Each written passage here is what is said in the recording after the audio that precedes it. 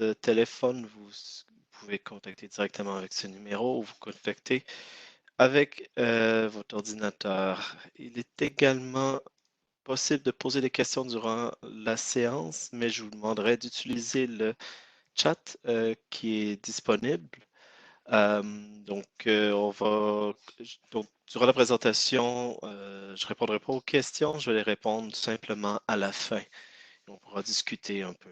Aujourd'hui, c'est une session un peu particulière où on a décidé, dans le fond, de combiner deux sessions, deux webinaires ensemble. Donc, la première partie aujourd'hui, c'est la conception et le placement d'antennes avec ANSYS HFSS. Et la seconde partie se focalisera sur les PCB et les problématiques d'électronique et d'intégrité de signal. Donc, vous êtes invité à rester dans la session. C'est de la même session qui continue donc à 15 heures pour une autre heure. Donc, il y aura une petite pause peut-être de 5 à 10 minutes entre les deux sessions, mais sinon, c'est ça.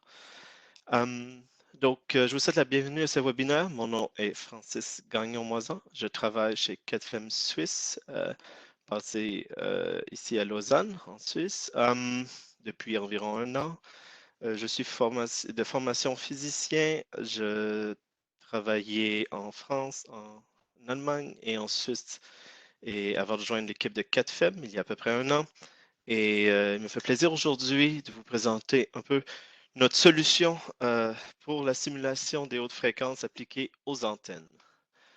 Donc, si on regarde un peu la problématique des antennes ici, cette image-là, je la trouve très intéressante, un peu pour placer le- les antennes à travers les différentes appareils type électromagnétiques qu'on trouve. Donc, si on divise, par exemple, dans les unités de transfert d'énergie, on va se retrouver les transformeurs, les unités de chargement et hyperinduction. La transformation de l'énergie, on va retrouver les actuateurs, le réchauffement par onde micro-ondes. Dans le transfert de l'information, on a les antennes, ce qui va nous intéresser aujourd'hui, mais la transformation d'information, on va retrouver tout ce qui est radar et les senseurs. Donc aujourd'hui, c'est vraiment ce qui va nous intéresser, c'est les antennes. Et donc les antennes sont présentes partout dans notre quotidien, de plus en plus en fait avec le développement de l'Internet des objets où tout est connecté. Désormais,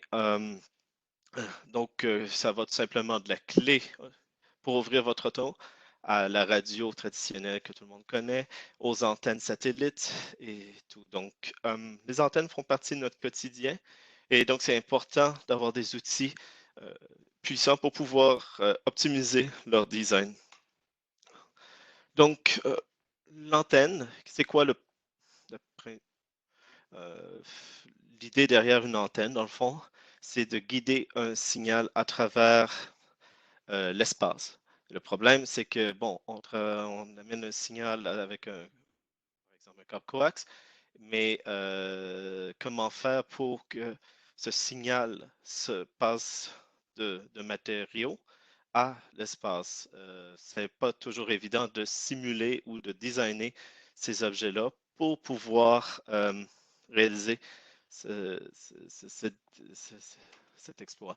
Donc, les antennes, donc, quel type de paramètres qu'on va vouloir optimiser? Donc, va vouloir minimiser le return loss, par exemple. On va vouloir regarder les patterns de radiation, la polarisation des antennes, regarder le bandwidth de vos antennes, s'assurer de l'impedance matching. Par exemple, souvent, on va avoir des câbles coax qui sont à 50 ohms, mais qu'il faut matcher avec l'impédance du vide à 370 ohms, 377 ohms. Donc, on va utiliser la simulation pour valider que les antennes, le design de ces antennes répondent aux requirements des nos spécifications pour les applications qu'on va faire. On va pouvoir comprendre le gain euh, qui est attribué au design qu'on a designé. Euh, et ça va nous permettre également d'optimiser ces designs. Donc, si on regarde un peu les antennes, euh, donc le but d'une antenne, un peu comme je l'avais mentionné un peu plus tôt, c'est vraiment de prendre un signal qui arrive euh, par une ligne de transmission et la propager dans l'espace. Ici, donc, on a un exemple, une patch antenna qui irradie le signal. Euh, donc, le défi qu'on a, c'est que les antennes, euh, selon le design, le signal peut être réflecté. Donc, c'est pas toutes les fréquences à laquelle le signal est propagé qui va être le plus optimal. Donc, le signal peut être reflété dans le câble et c'est ce qu'on regarde avec le return loss, l'information sur le return loss. So, par exemple, à ce niveau-ci, si on regarde le signal, comparé où on a notre fréquence de résonance, la transmission est beaucoup plus efficace ici. Donc, euh, c'est très évident. Donc, comment on peut designer des antennes et les composantes RF? Donc, on va essayer de maximiser cette résonance, dans le fond. Euh, on va essayer d'optimiser le matching de l'impédance. On va essayer de jouer avec les interférences constructives ou destructives de nos signaux également. Donc, c'est des paramètres à laquelle ils vont s'intéresser au niveau de la simulation. Euh, donc, avec quels sont les outils que ANSYS propose pour répondre à ces besoins? Celui dont aujourd'hui on va traiter, c'est HFSS, qui est le High Frequency Structure Simulator, qui est un solver en 3 dimensions qui utilise la méthode des éléments finis principalement, mais qui a également d'autres types de solvers comme les intégrales de frontières et qui permet de résoudre les problèmes en 3 dimensions euh, de manière très efficace. Donc, il y a plusieurs types euh, de conditions limites, par exemple, qui peuvent être utilisées avec ce simulateur. Donc, on n'est pas juste avec des conducteurs, des conditions de simulation, de perfectly match layer pour absorber, dans le fond, les ondes de radiation. Il est possible d'utiliser des conditions de symétrie afin de simplifier vos modèles. Euh, Définir des matériaux avec une conductivité finie qui correspond vraiment aux caractéristiques physiques de vos matériaux, euh, de créer également des circuits de matching, dans le fond, pour vos antennes. Donc, il y a beaucoup d'outils qui sont disponibles à l'intérieur d'HFSS. Donc, aujourd'hui, on va vraiment s'attarder à la partie des antennes.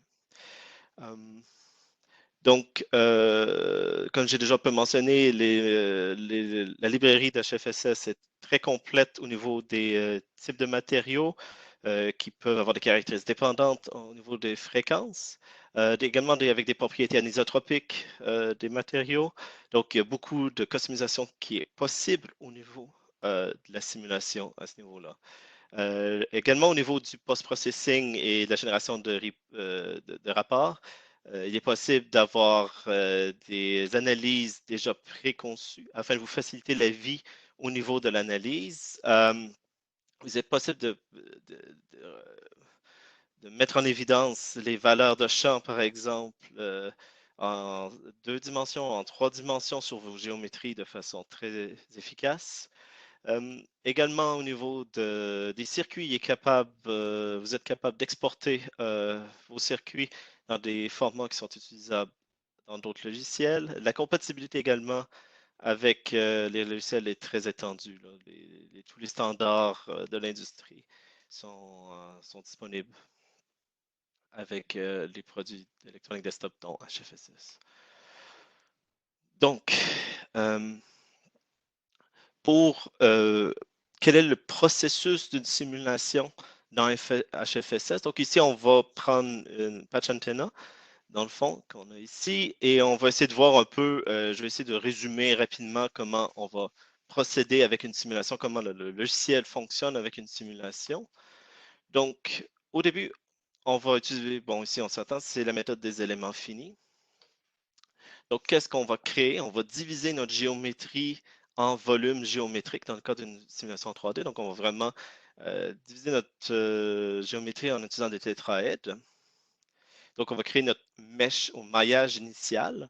On va résoudre les équations de champ utilisant la méthode des éléments finis sur ce maillage et obtenir une première distribution ici. Donc, en utilisant cette première solution, on va calculer notre erreur locale et en utilisant voir si le maillage répond, la solution répond aux critères de convergence, on va soit générer un nouveau mesh afin, on va générer un nouveau mesh afin d'affiner les résultats et vérifier si notre solution correspond à l'objectif de minimisation qui a été défini. Sinon, on refait le processus jusqu'à temps d'obtenir un maillage plus fin. Ici, on peut voir d'ailleurs sur les gradients de champ qui se raffinent, où il y a les gradients les plus élevés, euh, afin d'obtenir une solution physiquement valide. Donc, ici, dans ce cas-ci, on définit dans le fond l'erreur sur les paramètres S, mais il est possible également de définir nos propres critères de convergence pour obtenir une solution, donc la directivité, par exemple, l'antenne, le gain réalisé, l'énergie maximum, l'énergie enregistrée. Donc, il est possible vraiment de définir ici quel est votre objectif pour la convergence ici également. Donc, quand on regarde un peu le process de solution ici, donc ici on parle, c'est un meshing ou un maillage auto-adaptif. Donc, c'est vraiment la solution que vous obtenez, c'est vraiment vous qui la contrôlez à ce niveau-ci. Donc, c'est vraiment utile pour effectuer des études de paramétrisation, par exemple, et d'optimisation, où vous pouvez décider, par exemple, d'obtenir un maillage un peu plus grossier. Vous acceptez une erreur plus grossière afin de faire plus de calculs ou vous voulez plus raffiné.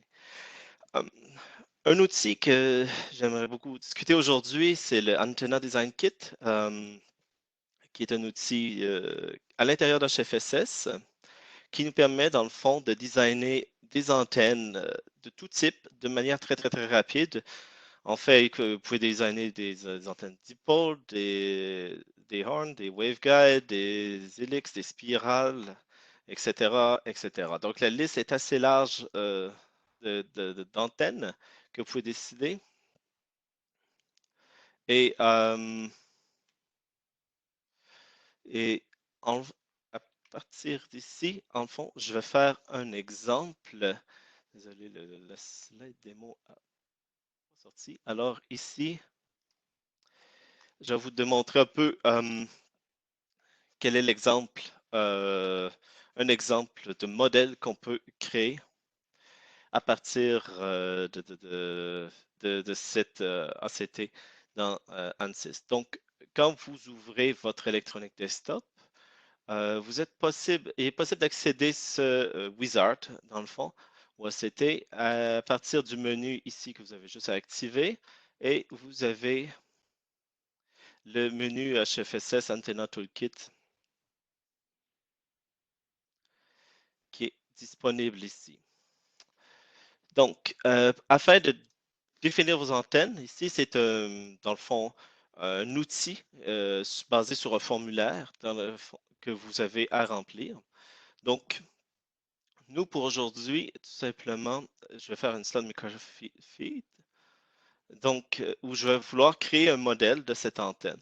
Donc, bon, j'ai déjà un peu préparé mon corps. Je veux une fréquence de 2,4 GHz. Et j'aimerais utiliser un substrat de FR4. Ici, juste pour information, quand on regarde un peu, il y a plusieurs matériaux qui sont disponibles également. Bon, généralement, le FR4 est quand même standard. Donc, je vais prendre. Et ici, j'aimerais que ce substrat ait une épaisseur de 0,8 mm.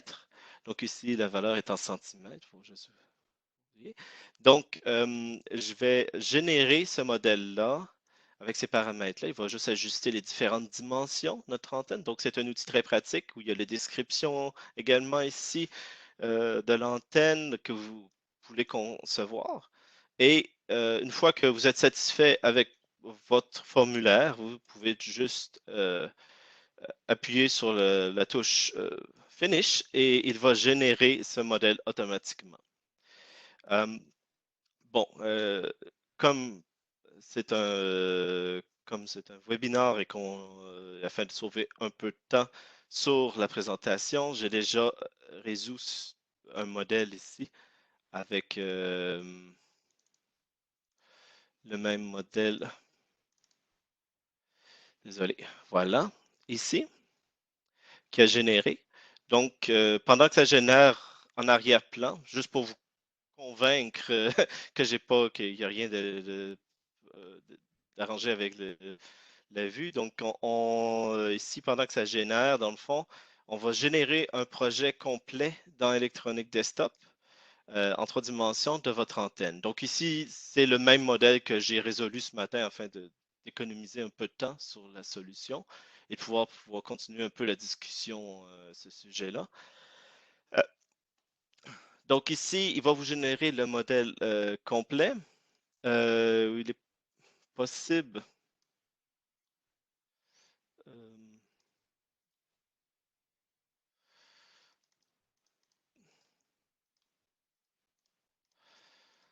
euh, bon, malheureusement, je pense que j'aurais pas le choix de. Ok, je vais juste récupérer ma solution, malheureusement. Ok, bon, j'ai les solutions, désolé pour la petite erreur. Donc ici, j'ai simulé le modèle que je viens de générer en arrière-plan, qui est toujours ici en train de se générer. Donc ici, on est capable d'extraire automatiquement, il va générer une solution qui est prête à être analysée pour vous.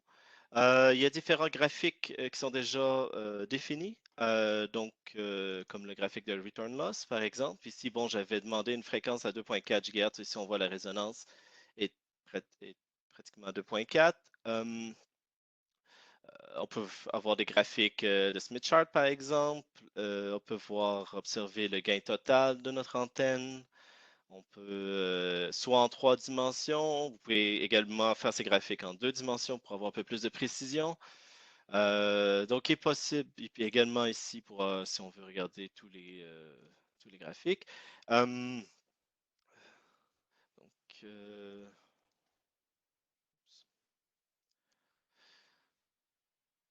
et comme on pouvait voir ici, je vais juste regarder, il n'est pas encore fini de générer le modèle. C'est le problème d'être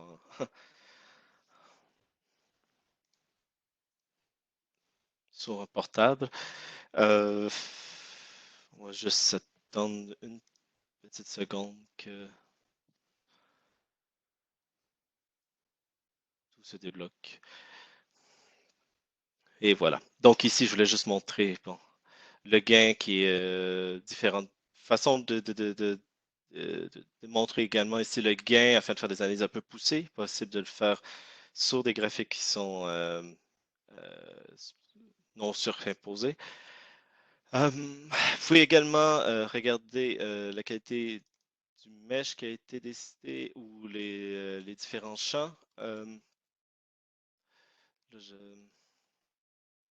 vrai que j'ai un petit problème avec le modèle que j'ai. Je vais juste vérifier si ça marche. Bon, c'est pas plus grave que ça. Il va falloir, malheureusement, le modèle n'a pas sauvegardé. Euh, bon, donc je vais le faire rouler en arrière-plan, mais c'est pas plus grave. Donc, l'autre élément que je voulais parler par rapport à la simulation, les avantages HFSS, c'est qu'une fois que vous avez votre antenne ici, il est possible de combiner ce design 3D avec d'autres composantes que vous pouvez récupérer de soit de votre librairie, soit donc il y a des composantes qui existent déjà dans la librairie HFSS. qui sont disponibles, autant des antennes que ici des parties comme des têtes ou un bras qu'on peut se rentrer dans la simulation si vous voulez vous intéresser aux études d'absorption au niveau du corps humain. Mais il est possible également d'avoir des parties, des composantes électroniques, comme ici j'aimerais placer un connecteur récemment. Donc, je vais importer en fond un connecteur que je vais essayer de placer sur ma géométrie. Donc, il est possible de tout simplement ouvrir une pièce comme ça qui a été créée, ajuster ces différents paramètres et l'insérer dans notre modèle.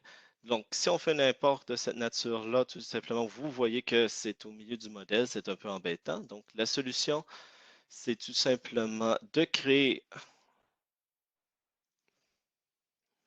un axe de coordonnées relatif qui va nous servir ici, en le fond, à placer notre objet.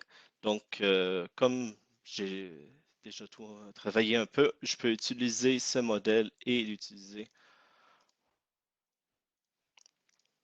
le modèle. Et on voit, pouf, le connecteur est déjà placé au bon endroit.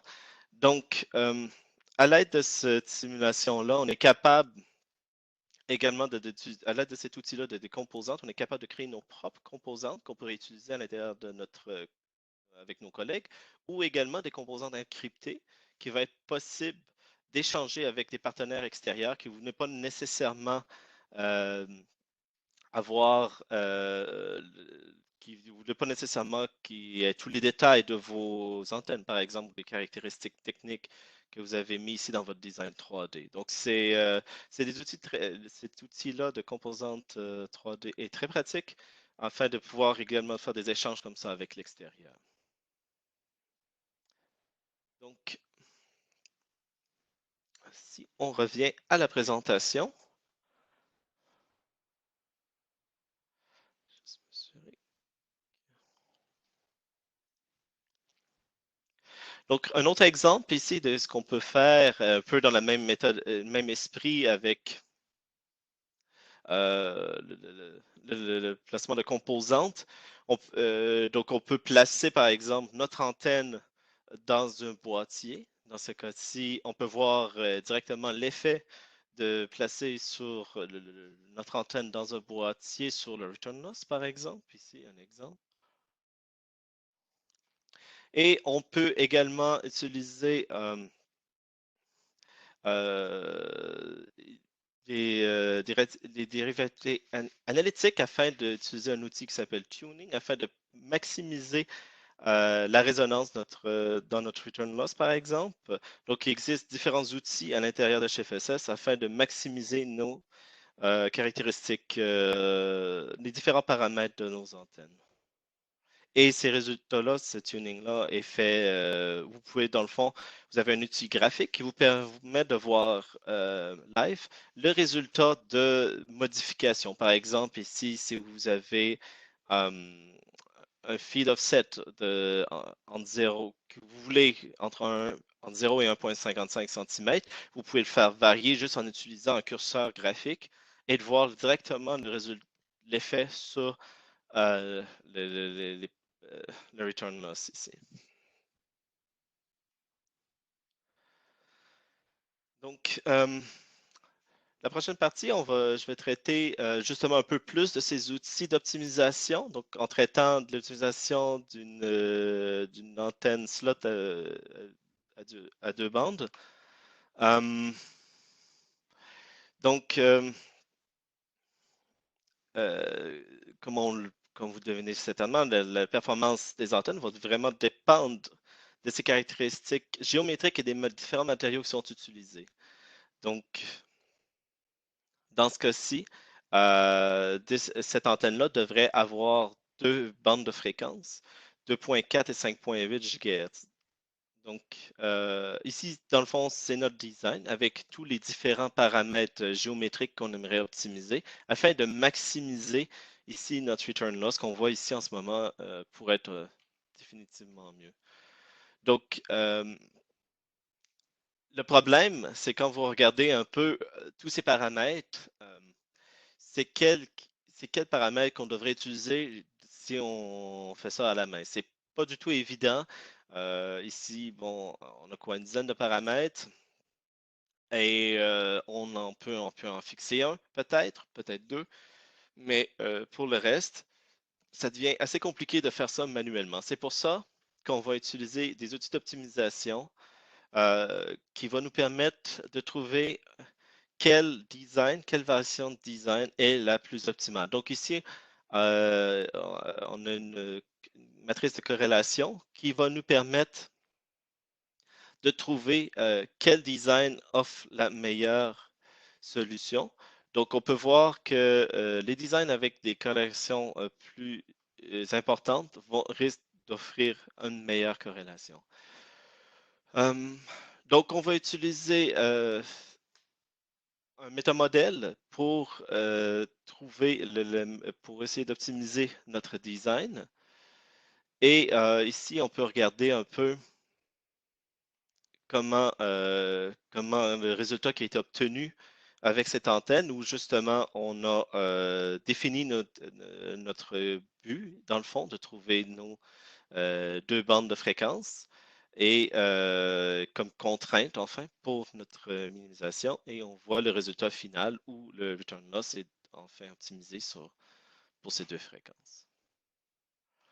Donc, en résumé, donc on crée un modèle dans HFSS en élément fini. On va faire une étude de sensitivité.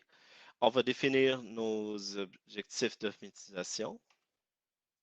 Et à la fin, une fois qu'on a notre optimisation, notre modèle, on va faire une dernière simulation afin de valider notre design qui a été optimisé. Le prochain sujet, donc si on regarde les antennes sur un ensemble global, donc pas juste l'antenne qui émet dans le vide, mais dans un objet. Si on s'attarde un peu ici au cas des radars automobiles, qui sont de plus en plus présents dans toutes les automobiles. Maintenant, pratiquement toutes les nouvelles automobiles, même plus de séries moins luxueuses, ont des outils de détection radar qui permettent de contrôler la vitesse de la voiture, mais aussi contrôler les vitesses des voitures. Par exemple ici. Donc, pour tenir compte de comment la performance de ces antennes est affectée par la cage d'une voiture, par exemple, qui est un conducteur, donc qui va faire une cage autour de notre très importante, autour de nos antennes, il faut les outils les plus efficaces, c'est la simulation. Donc, ici, c'est un exemple d'un radar à 77 GHz qui est sur une grille, dans le fond. Euh, donc, qui a été configuré avec un émetteur et un receiver. Et on va voir un peu, le but, c'est de voir comment cette antenne, euh, cet array, est influencé en le plaçant dans l'avant d'une voiture. Donc, comme vous pouvez voir, si on place le devant d'une voiture, souvent est un grillage composé de plusieurs types de matériaux. Généralement, les constructeurs vont faire des efforts pour penser aux antennes, mais ce n'est pas leur priorité. C'est pas du tout leur priorité. Euh, donc, souvent, on va essayer de placer les antennes derrière le grillage ici, qui est souvent plus de matière polymère, qui est un peu moins catastrophique pour le gain de l'antenne. Euh, mais bon, il faut voir. Donc ici, justement, pour faire des simulations, on va utiliser un autre solver qui est dans le fond le SBR+, le Shorting and Bouncing Ray. Donc on sort un peu de la méthode des éléments finis afin d'étudier également aussi comment l'antenne peut se comporter dans des ensembles un peu plus grands, justement. Euh, Donc, comment le Shooting and Bouncing Ray fonctionne? C'est peu comme la propagation optique. Donc, on va émettre un rayon à partir d'une zone d'émission. et on va regarder la propagation de ce rayon-là et la réflexion et la transmission de ce rayon-là dans l'espace dans notre CAD. Euh, donc ici, on peut voir un peu sur notre géométrie quels rayons qui ont été réfléchis et à quel ordre grâce à des outils visuels. Donc, euh, c'est ça. Donc ici, on peut voir le pattern des différentes antennes pour les mettre, pour le, le receiver, le transmetteur et l'émetteur et le receiver sans grillage. Et avec grillage, l'effet est quand même assez important. Donc, euh, il faut pouvoir, dans le fond, ces outils-là permettent vraiment de caractériser, dans le fond, nos antennes. Euh, une dernière note ici également, euh, d'autres options que vous pouvez utiliser. Donc, il est possible de coupler vos systèmes avec un feed network qui va vous permettre d'optimiser donc votre système.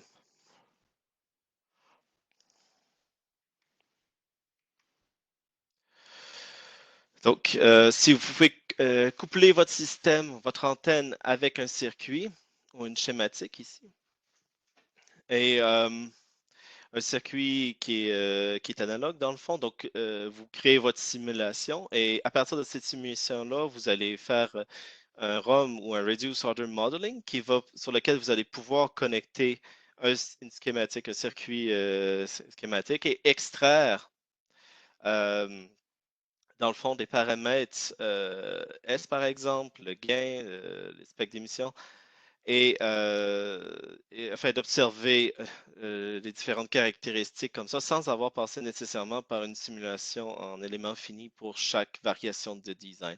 Donc, cet outil-là est quand même assez puissant pour effectuer des simulations plus rapidement.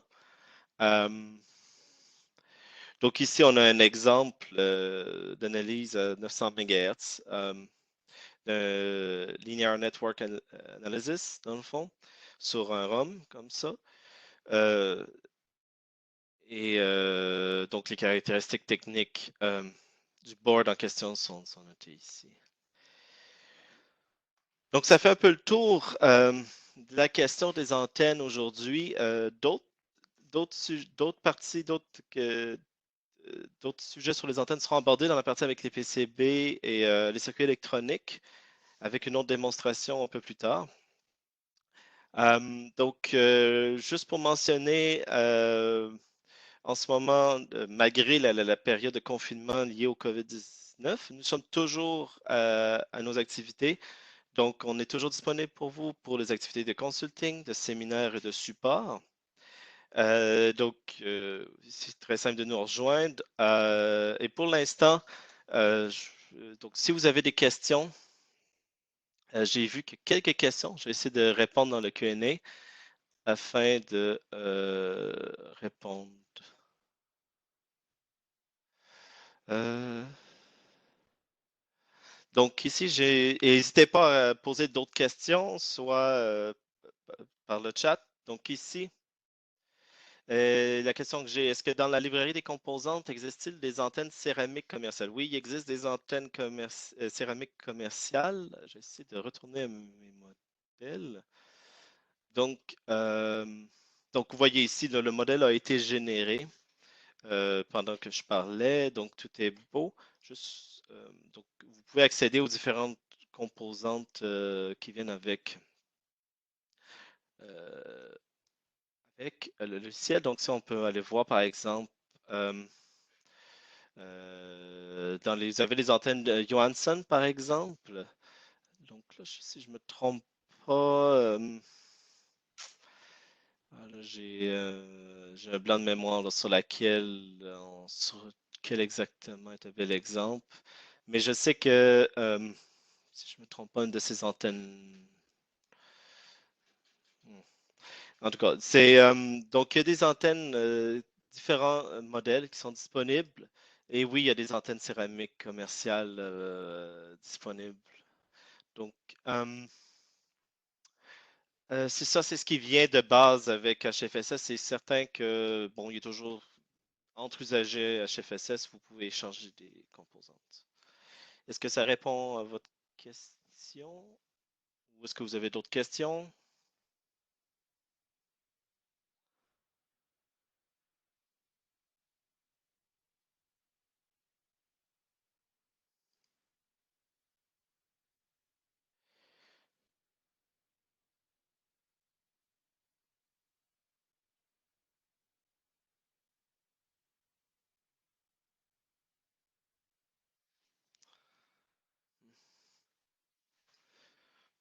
Donc, juste pour information, j'ai regardé, il y a une question ici sur le temps de calcul de combien de temps cette simulation peut prendre. Donc, ici, c'est le modèle qui a été généré automatiquement à l'aide du formulaire là, de la CT. Donc, ce modèle est tout à fait prêt à l'analyse. Il n'y a pas besoin de refaire d'autres spécifications. Vous avez déjà votre solution qui a été préparée avec un sweep en fréquence qui est déjà raisonnable pour, euh, pour cette antenne-là, par exemple. Comme j'avais demandé une antenne à 2.4 GHz, on était entre 1.2 et 3.6 GHz, par exemple, avec un sweep type qui dit qui va interpoler les points entre ces deux fréquences.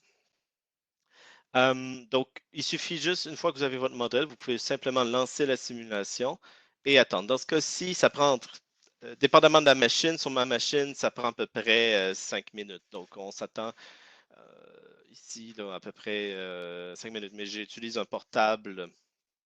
Je dirais pas qu'on ça reste un portable, donc c'est pas une machine spécifique pour faire de la simulation d'autres performances. Donc, si vous travaillez sur des machines un peu plus performantes, avec peut-être plus de mémoire, souvent qui est le problème avec HFSS, probablement que ça peut aller beaucoup plus vite. En fait, ce qui est probablement le problème sur ma machine, c'est le disque dur qui est un peu lent. Si vous avez des disques durs un peu plus rapides, je crois que vous pouvez obtenir des meilleures performances ici. Est-ce que vous avez J'ai une autre question. Top, top, top. J'ai déjà eu à travailler avec une antenne patch fonctionnant à 2.4 GHz. Ma question est la suivante. En jouant sur la largeur de la patch, j'ai pu élargir la bande, mais l'antenne n'est plus à la fréquence de résonance.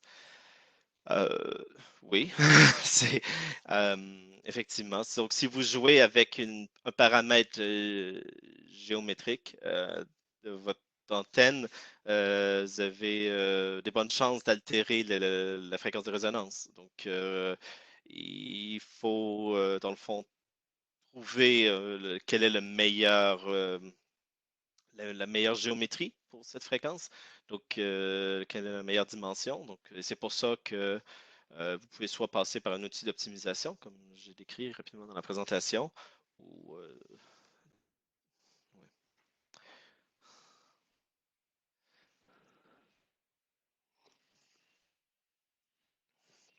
Donc, je ne sais pas si c'est la question que vous posiez par rapport à ça, c'est comment optimiser, dans quelle direction. Donc, ou c'est plus une question, peut-être je peux vous donner unmuter, vous pouvez poser la question.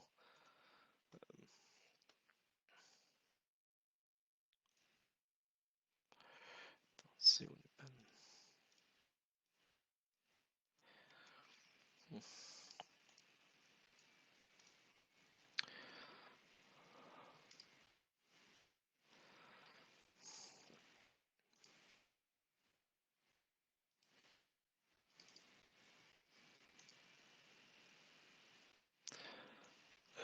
Voilà, si vous voulez si vous avez une question par rapport à- Bonjour. Oui, C'est moi qui viens d'écrire là. Ma question est la suivante en fait. Moi, ce que je voulais, c'est juste d'élargir la bande, mais en gardant l'antenne à la fréquence de résonance. oui. Mais j'ai pas pu, je parviens pas à le faire parce qu'à chaque fois quand je joue sur l'autre, la largeur de mon antenne, la patch. J'obtiens plus, j'élargis la bande, mais pas à la fréquence des résonances en fait. C'est pas le problème. Oui, mais oui, parce que vous jouez avec la géométrie de votre antenne. Donc, est-ce que c'est Euh, ouais. non, c'est-à-dire, normalement, la fréquence des résonances, elle est fixée par la longueur de la patch, non? Il faut- il faudrait voir exactement ce que vous modifiez là, sur votre modèle, là. Pour moi, c'est un peu difficile là, comme ça en l'air de juger ce que vous faites, là, mais donc moi, si vous jouez avec vos paramètres géométriques, moi je suis pas étonné d'entendre que vous déplacez votre pic de fréquence, votre résonance. Donc il faut juste voir comment vous avez. Il faudrait voir un peu plus en profondit votre modèle, ce que vous faites exactement. Là. Malheureusement, je peux pas répondre à ça comme ça. Ok, d'accord. Bon, le modèle que j'ai utilisé, c'est le même modèle que vous avez utilisé tout au premier de l'antenne, Ouais. avec la ligne comment dirais-je, d'excitation. Mhm. Ouais, mais en fait, cette antenne, l'antenne PAC, normalement, la fréquence de résonance, elle est fixée par la longueur L qui est égale à C sur 2 fois F par racine carrée de l'epsilon, non? Oui, je vous le contredirai pas là-dessus. Comme je vous dis, peut-être ça serait une question que je peux vous inviter à discuter offline avec nous. Ça nous ferait plaisir, mais je pense que c'est un peu trop spécifique là, directement ici là, pour que je puisse vous répondre directement. J'ai pas j'ai pas de réponse claire à vous donner à ce sujet-là. Je pense qu'on pourrait en discuter offline pour voir un peu plus là, c'est quoi votre problème à ce niveau-là. Ok, d'accord. Merci. Ok, d'accord. Merci.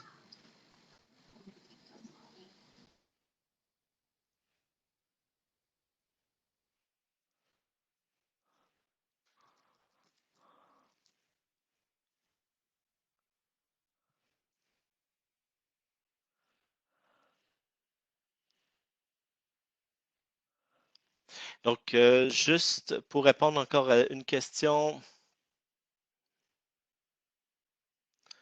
que j'ai ici, si on a un conseil pour intégrer une antenne dans un circuit, quel outil qu'on pourrait utiliser, par exemple? En le fond, Ansys propose un outil circuit directement dans HFSS, donc il est possible de connecter les ports de votre antenne directement à un circuit, tout simplement en créer. Donc ici, quand vous avez votre projet, les différents designs, il est possible d'insérer des circuits directement. Donc, vous créez votre circuit et donc insérer les ports de votre antenne, connecter des éléments de circuit directement à votre antenne ici. Donc cet éditeur-là est très, très, très pratique. Donc, il vous permet d'effectuer des circuits assez complexes. Euh, ouais.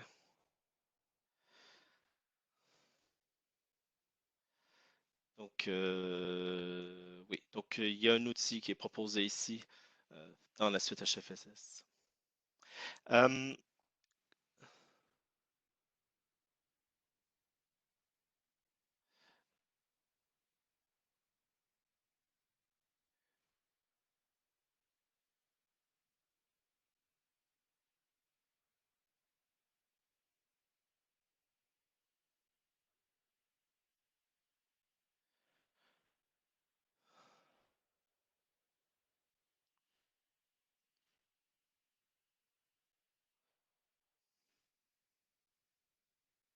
comment on peut tracer l'efficacité d'une antenne lorsqu'on est dans le circuit? Donc, ça, par contre, ça serait un autre exemple. Comme malheureusement, il nous reste que quelques minutes avant l'autre séance, je pense que je vais vous revenir en privé à cette question-là parce que ça, on peut en discuter également. Ça, c'est un autre sujet. Euh, donc, Donc, en fait, à partir de maintenant, je vais prendre une petite pause de 10 minutes avant la prochaine présentation qui va traiter des PCB. Donc, peut-être que dans le fond, vous allez avoir votre réponse dans la prochaine présentation, comment on peut tracer l'efficacité d'une antenne lorsqu'on est dans un circuit.